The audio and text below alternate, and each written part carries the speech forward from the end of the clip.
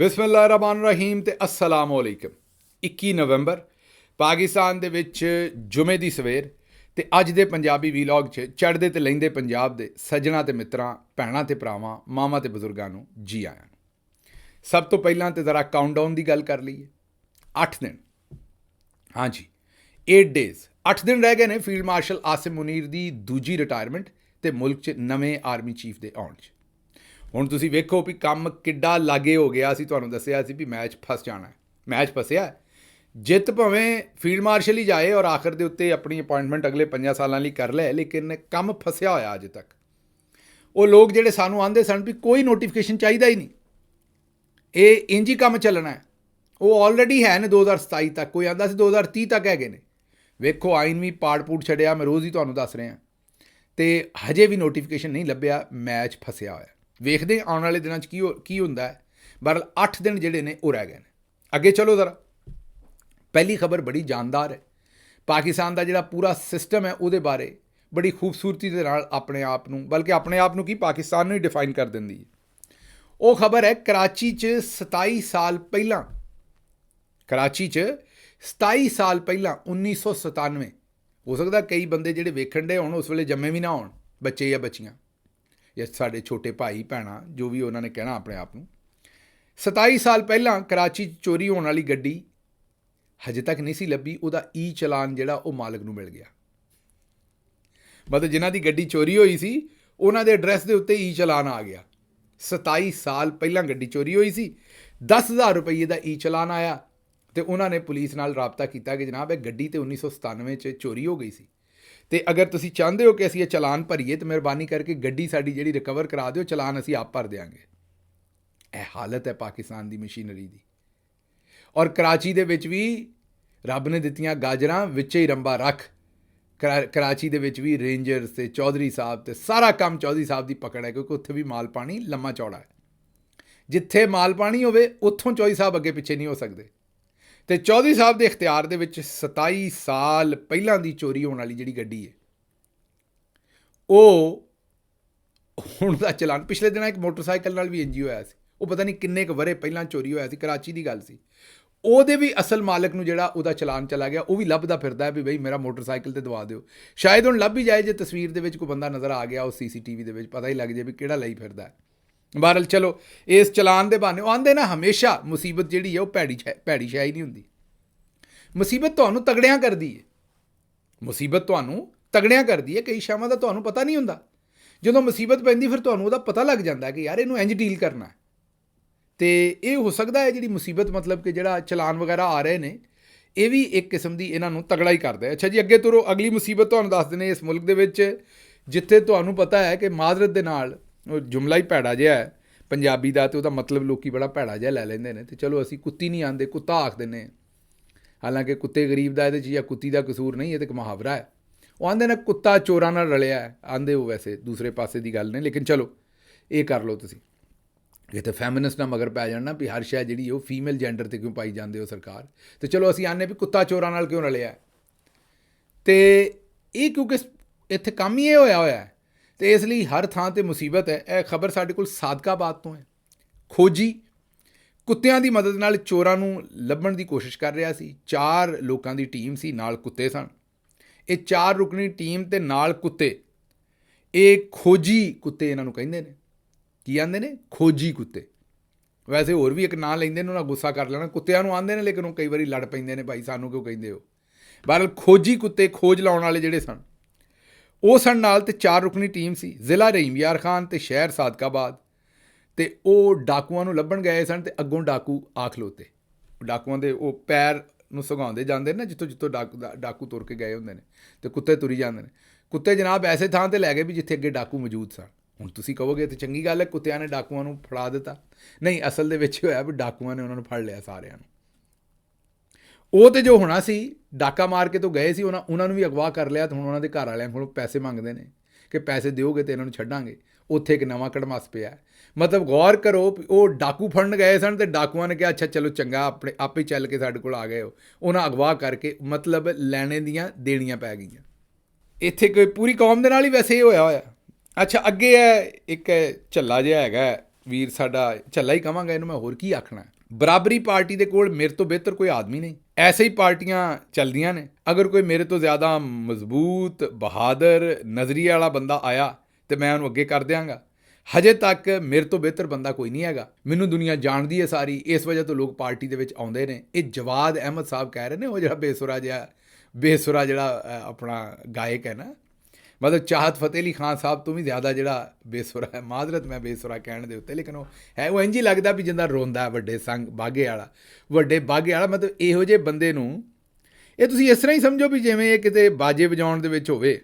ਵਾਜੇ ਤੁਹਾਨੂੰ ਪਤਾ ਨਾ, ਬੈਂਡ ਵਾਲੇ ਜਿਹੜੇ ਵਾਜਾ, ਉਹ ਜਿਹੜੇ ਸਿਲਵਰ ਦੇ ਆਪਣਾ ਪਿੱਤਲ ਦੇ ਵਾਜੇ ਵੱਜਦੇ ਸਨ ਵੱਡੇ। ਉਹ ਜਿਹੜਾ ਟਿਪੀਕਲ ਬੈਂਡ ਹੁੰਦਾ ਸੀ, ਉਹਦੇ ਵਿੱਚ ਇੱਕ ਵੱਡਾ ਵਾਜਾ ਹੁੰਦਾ ਸੀ, ਤੁਹਾਨੂੰ ਪਤਾ, ਸਭ ਤੋਂ ਵੱਡਾ ਸਾਰਾ। ਉਹ ਚੰਗਾ, ਮੇਰਾ ਮਤਲਬ ਹੈ ਕਿ ਚੰਗਾ ਖੋਤ ਕਿਸਮ ਦਾ ਬੰਦਾ ਹੀ ਉਹਨੂੰ ਵਜਾਉਂਦਾ ਸੀ, ਕਿ ਮੇਰਾ ਮਤਲਬ ਜਿਹੜਾ ਪੂਰੀ ਹਵਾ ਸੁੱਟਦਾ ਸੀ ਤੇ ਫਿਰ ਉਹ ਵੱਜਦਾ ਸੀ। ਉਹ ਮੈਨੂੰ ਲੱਗਦਾ ਕਿ ਭਾਈ ਹੋਣੀ ਕਿਸੇ ਬੈਂਡ ਦੇ ਵਿੱਚ ਉਹ ਵਜਾਉਂਦੇ ਹੁੰਦੇ ਸਨ, ਜਵਾਦ ਅਹਿਮਦ ਸਾਹਿਬ। ਉਹਨਾਂ ਕਿਤੇ ਫਾਰਗ ਕਰ ਦਿੱਤਾ। ਇਹ ਮੇਰਾ ਤਜਜ਼ੀਆ ਹੀ ਹੈ, ਮੈਨੂੰ ਲੱਗਦਾ ਹੈ, ਮੈਨੂੰ ਸ਼ੱਕ ਪੈਂਦੀ ਹੈ। ਉਹਨਾਂ ਫਾਰਗ ਕਰ ਦਿੱਤਾ ਤੇ ਇਹ ਹੁਣ ਉਸੇ ਹੀ ਗਲੇ ਦੇ ਨਾਲ ਗਾਉਣ ਦੀ ਵੀ ਕੋਸ਼ਿਸ਼ ਕਰਦੇ ਨੇ। ਵੇਖੋ ਨਾ, ਕੋਈ ਕੰਮ ਬਾਰੀਕੀ ਦੇ ਹੁੰਦੇ ਨੇ, ਕੋਈ ਮੇਰਾ ਮਤਲਬ ਹੈ ਤੁਸੀਂ ਇਹ ਗੇਟ ਸ਼ੇਡ ਗ੍ਰਿਲਾਂ ਵਗੈਰਾ ਬਣਦੀਆਂ ਨੇ, ਉਹਨਾਂ ਨੂੰ ਵੀ ਵੈਲਡ ਕਰਦੇ ਨੇ। ਇਹ ਜਿਹੜੇ ਨੈਕਲਸ ਵਗੈਰਾ ਬਣਦੇ ਨੇ, ਫਾਈਨ ਜਿਊਲਰੀ ਬਣਦੀ, ਉੱਥੇ ਵੀ ਵੈਲਡਿੰਗ ਹੁੰਦੀ ਹੈ। ਹੁਣ ਮੇਰਾ ਮਤਲਬ ਹੈ ਕਿ ਉਹ ਜਿਹੜਾ ਕਾਰੀਗਰ ਜਾਂ ਜਿਹੜਾ ਹਥੌੜਾ ਜਾਂ ਜਿਹੜਾ ਹਥਿਆਰ ਗੇਟ ਜਾਂ ਗ੍ਰਿਲ ਨੂੰ ਟਾਂਕਾ ਲਾਉਣ ਲਈ ਬਣਿਆ, ਉਹਦੇ ਨਾਲ ਜ਼ੇਵਰ ਨੂੰ ਤਾਂ ਨਹੀਂ ਟਾਂਕਾ ਲਾ ਸਕਦੇ। ਜ਼ੇਵਰ ਤੇ ਸੜ ਪੁੱਜ ਜਾਏਗਾ ਉਸ ਸਾਰੀ ਇੰਟੈਂਸਿਟੀ ਨਾਲ। ਤੇ ਇਹ ਭਾਈ ਉਹਨਾਂ ਦਾ ਵੀ ਜਿਹੜਾ ਬਾਗਾ ਹੈ ਉਹ ਹੀ ਹੈ। ਪਿਛਲੇ ਪਾਸੇ ਪਾਈਪ ਜਿਹੜਾ ਉਹ ਅੱਧੀ ਦਾ ਜਾਂ ਪੌਣੀ ਦਾ ਨਹੀਂ ਹੈ, ਉਹ ਕੋਈ 10 ਇੰਚੀ ਦਾ ਲੱਗਾ ਪਿਛਲੇ ਪਾਸੇ। ਮਤਲਬ ਬਾਜੇ ਦੇ ਪਿਛਲੇ ਪਾਸੇ ਆਣਾ, ਕਿਸੇ ਹੋਰ ਪਾਸੇ ਨਾ ਨਿਕਲ ਜਾਇਆ ਕਰੋ। ਤੇ ਇਹ ਜਿਸ ਵੇਲੇ ਵਿਚਾਰਾ ਗਾਉਂਦਾ ਹੈ ਤੇ ਬਸ ਇਹ ਹੀ ਗਾਉਂਦਾ ਹੈ, ਹੋਰ ਕੋਈ ਸ਼ਾਇਦ। ਮਤਲਬ ਨੋਰਮਲੀ ਜਦੋਂ ਸਿੰਗਰ ਗਾਉਂਦੇ ਨੇ ਤਾਂ ਤੁਸੀਂ ਵੇਖਿਆ ਹੋਏਗਾ ਪਿੱਛੇ ਜਿਹੜਾ ਮਿਊਜ਼ਿਕ ਚੱਲਦਾ ਉਹ ਵੀ ਸੁਣਦਾ, ਸਿੰਗਰ ਵੀ ਸੁਣਦੇ ਨੇ। ਇਹ ਵਾਹਦ ਉਹ ਬੰਦਾ ਹੈ ਕਿ ਜਿਸ ਵੇਲੇ ਗਾਉਂਦਾ ਹੈ ਤਾਂ ਬਸ ਪਤਾ ਹੀ ਨਹੀਂ ਲੱਗਦਾ ਪਿੱਛੇ ਕੋਈ ਢੋਲਕੀ ਵੱਜਦੀ, ਕੋਈ ਹਰ ਸ਼ਾਇਦ ਉੱਤੋਂ ਦੀ ਲੰਘ ਜਾਂਦਾ। ਬਾਹਰ ਲੋ ਆਉਂਦੇ ਨੇ ਕਿ ਮੇਰੇ ਤੋਂ ਬਹਾਦਰ ਬੰਦਾ ਹੋਰ ਕੋਈ ਨਹੀਂ। ਤੇ ਦੂਸਰਾ ਇਹ ਵੀ ਉਹ ਦੱਸਣ ਦੀ ਕੋਸ਼ਿਸ਼ ਕਰ ਰਹੇ ਨੇ ਵੀ ਮੈਂ ਇਕੱਲਾ ਹੀ ਹਾਂ, ਹੋਰ ਕੋਈ ਬੰਦਾ ਮੇਰੀ ਪਾਰਟੀ 'ਚ ਨਹੀਂ।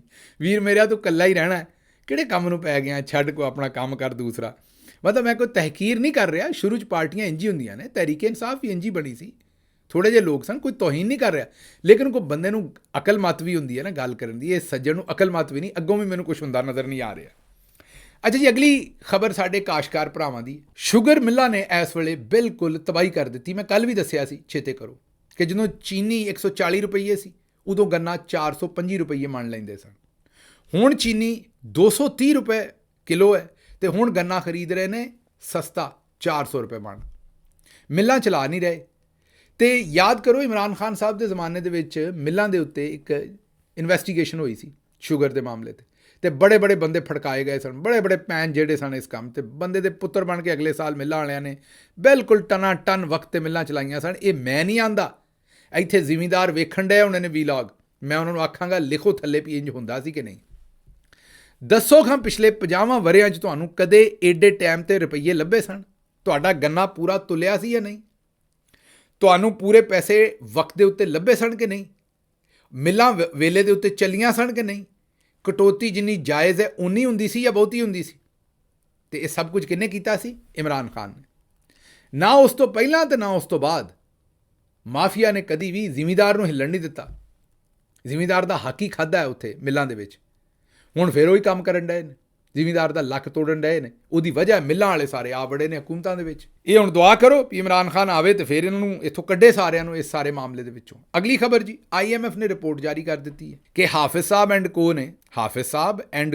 ਐਂਡ ਕੰਪਨੀ, ਇਹਨਾਂ ਨੇ 2 ਸਾਲ ਦੇ ਵਿੱਚ ਬੜੀ ਕਰਪਸ਼ਨ ਕੀਤੀ। ਉਹਨਾਂ ਨੇ ਕਿਹਾ, ਹੁਣ ਤੁਸੀਂ ਸੋਚਦੇ ਹੋਵੋਗੇ ਕਿੰਨੀ ਕੀਤੀ ਹੈ। ਉਹ ਜਿਹੜੀ ਕਰਪਸ਼ਨ ਕੀਤੀ ਹੈ ਉਹ 2 ਸਾਲ ਦੇ ਵਿੱਚ ਕੋਈ 100 ਅਰਬ ਨਹੀਂ ਕੀਤੀ, 200 ਅਰਬ ਨਹੀਂ ਕੀਤੀ, 500 ਅਰਬ ਨਹੀਂ ਕੀਤੀ, 1000 ਅਰਬ ਨਹੀਂ ਕੀਤੀ, 2000 ਅਰਬ ਨਹੀਂ ਕੀਤੀ, 3000 ਅਰਬ ਨਹੀਂ ਕੀਤੀ, 4000 ਅਰਬ ਨਹੀਂ ਕੀਤੀ, 5000 ਅਰਬ ਨਹੀਂ ਕੀਤੀ, 5300 ਅਰਬ 5300 ਬਿਲੀਅਨ ਰੁਪੀਸ ਦੀ ਕਰਪਸ਼ਨ ਕੀਤੀ ਹੈ। IMF ਕਹਿੰਦਾ ਹੈ, ਇਹ IMF ਕਹਿੰਦਾ ਹੈ ਕਿ 5300 ਅਰਬ ਰੁਪਈਏ ਦੀ ਕਰਪਸ਼ਨ ਕਰ ਗਏ ਨੇ 2 ਸਾਲਾਂ 'ਚ। ਜ਼ਾਹਿਰ ਹੈ ਫੀਲਡ ਮਾਰਸ਼ਲ ਦੇ ਹਿੱਸੇ ਪੈਂਦੀ ਸਾਰੀ, ਕਿਉਂਕਿ ਕ੍ਰੈਡਿਟ ਤੇ ਸਾਰਾ ਉਹ ਲੈਂਦੇ ਫਿਰਦੇ ਨੇ।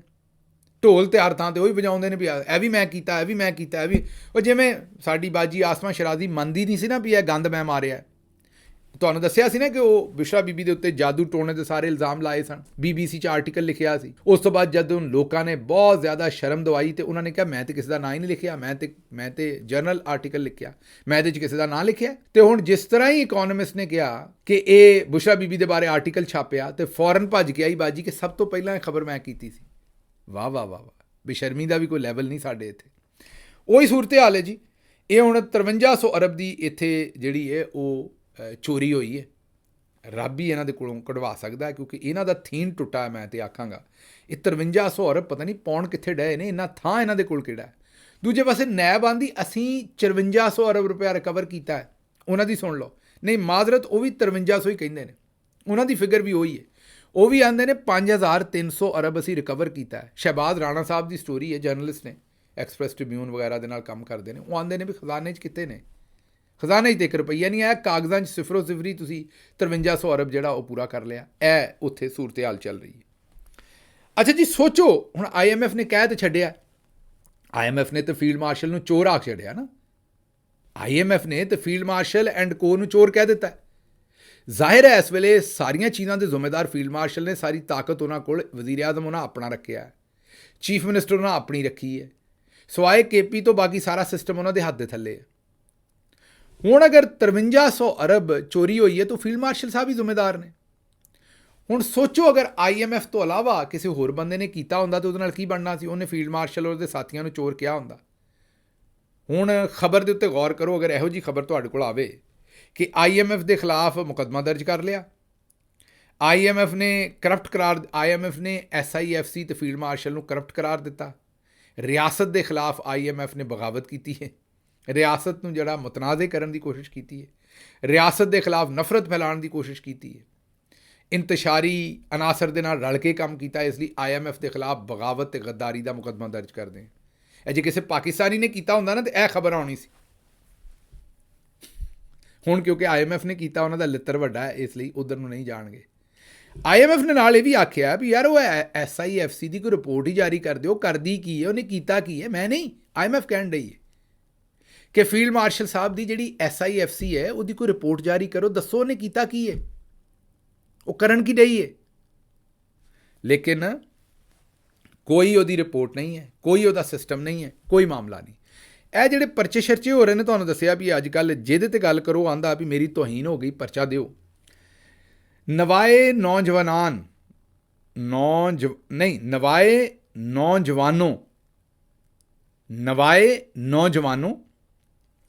ਇਹਨਾਂ ਨੇ ਮੌਲਾਨਾ ਫਜ਼ਲ ਰਹਿਮਾਨ ਸਾਹਿਬ ਦੀ ਤਸਵੀਰ ਦੀ ਬੇਹੁਰਮਤੀ ਕੀਤੀ ਹੈ, ਜੋ ਉਮਤ ਮੁਸਲਮਾਨ ਔਰ ਪਖਤੂਨ ਰਵਾਇਤ ਦੇ ਤਕੱਦਸ ਦੀ ਤੋਹੀਨ ਹੈ।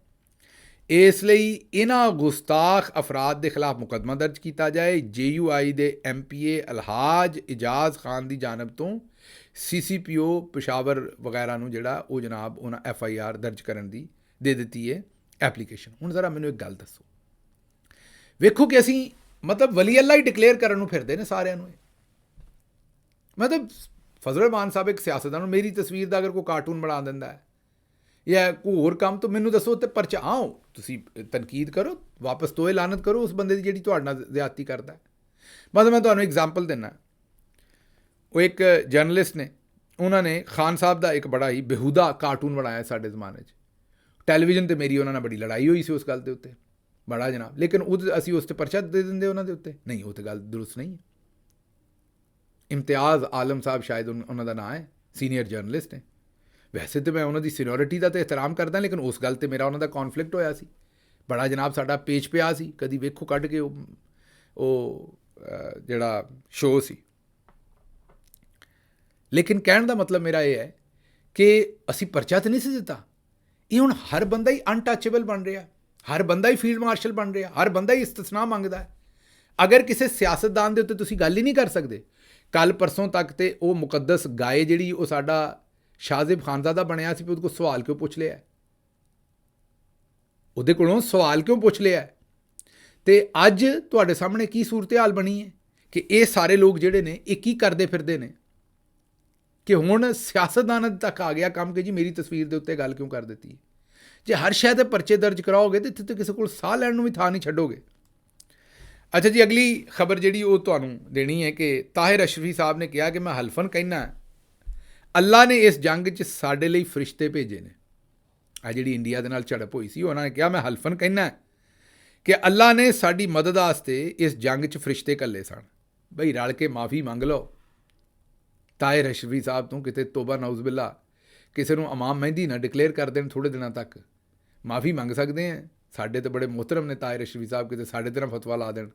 ਤਾਹਿਰ ਰਸ਼ਵੀ ਸਾਹਿਬ ਥੋੜ੍ਹਾ ਜਿਹਾ ਮਸਾਲਾ ਘੱਟ ਰੱਖੋ ਜਨਾਬ, ਜ਼ਿਆਦਾ ਹੀ ਦੂਰ ਪਹੁੰਚਾਤਾ ਹੈ ਤੁਸੀਂ ਕੰਮ, ਅਤੇ ਥੋੜ੍ਹਾ ਜਿਹਾ ਮਸਾਲਾ ਫੀਲਡ ਮਾਰਸ਼ਲ ਸਾਹਿਬ ਦੇ ਮਗਰ ਥੋੜ੍ਹਾ ਜਿਹਾ ਘੱਟ ਰੱਖੋ, ਤੁਹਾਡੀ ਮਿਹਰਬਾਨੀ ਹੋਏਗੀ, ਮੈਂ ਇਹੀ ਕਹਿ ਸਕਦਾ। ਅੱਛਾ ਜੀ, ਅਗਲੀ ਖਬਰ ਜਿਹੜੀ ਹੈ ਉਹ ਗੁਜਰਾਂਵਾਲੇ ਤੋਂ ਹੈ। ਲੱਧੇਵਾਲਾ ਵੜਾਇਸ਼ ਦੇ ਇਲਾਕੇ 'ਚ ਹਸਨੈਨ ਸਿਟੀ ਦੇ ਕਰੀਬ ਦੋ ਗਰੁੱਪਾਂ ਦੇ ਦਰਮਿਆਨ ਤਸਾਦਮ ਹੋਇਆ। ਪਾਕਿਸਤਾਨ ਟਰੇਡਰਸ ਤੇ ਬੱਟ ਫੂਡ ਗੈਲਰੀ। ਇਹ ਮਜ਼ਾਹੀਆ ਖਬਰ ਹੈ, ਇਹਨੂੰ ਸੀਰੀਅਸ ਨਹੀਂ ਲੈਣਾ ਤੁਸੀਂ, ਹੈ ਸੀਰੀਅਸ ਲੇਕਿਨ ਖਬਰ ਮਜ਼ਾਹੀਆ ਹੈ। ਉੱਥੇ ਦਰਮਿਆਨ 'ਚ ਲੜਾਈ ਹੋਈ ਹੈ ਅਤੇ ਡੰਡਿਆਂ ਦਾ ਆਜ਼ਾਦਾਨਾ ਇਸਤੇਮਾਲ ਹੋਇਆ ਅਤੇ ਪਤਾ ਇਹ ਲੱਗਾ ਵੀ ਰੋਟੀ ਖਾਣ ਤੋਂ ਬਾਅਦ ਲੜਾਈ ਹੋਈ ਹੈ। ਗੁਜਰਾਂਵਾਲੇ ਵਾਲਿਓ ਕੋ ਖੁਦਾ ਦਾ ਖੌਫ ਕਰੋ। ਪੂਰੀ ਦੁਨੀਆ ਭੁੱਖੇ ਢਿੱਡ ਲੜਦੀ ਹੈ, ਭੁੱਖ ਦੀ ਵਜ੍ਹਾ ਤੋਂ ਲੜਦੀ, ਤੁਸੀਂ ਰੋਟੀ ਖਾ ਕੇ ਵੀ ਲੜਦੇ ਹੋ। ਨਾ ਲੜਿਆ ਕਰੋ, ਤੁਹਾਡੀ ਮਿਹਰਬਾਨੀ ਹੈ, ਕੋਈ ਥੋੜ੍ਹਾ ਜਿਹਾ ਖਿਆਲ ਕਰਿਆ ਕਰੋ। ਪਿਛਲੇ ਦਿਨੋਂ ਸੀਟ ਬੈਲਟ ਬੰਨ੍ਹਣ ਦੀ ਬਜਾਏ ਤੁਸੀਂ ਆਪਣੇ ਉੱਤੇ ਉਹ ਜਿਹੜੇ ਸੀਟ ਬੈਲਟ ਵਾਲੀਆਂ ਸ਼ਰਟਾਂ ਹੀ ਪਾ ਲਈਆਂ ਸਨ, ਹੁਣ ਰੋਟੀ ਖਾ ਕੇ ਉਹ ਰੋਟੀ ਤੋਂ ਲੜ ਪੈਂਦੇ ਜੇ। ਕੋਈ ਥੋੜ੍ਹੀ ਜਿਹੀ ਮਿਹਰਬਾਨੀ ਕਰੋ, ਮੈਂ ਇਹੀ ਰਿਕੁਐਸਟ ਕਰ ਸਕਦਾ। ਮੈਨੂੰ ਇੱਥੋਂ ਇਜਾਜ਼ਤ ਦਿਓ ਤੇ ਰੱਬ ਰੱਖ।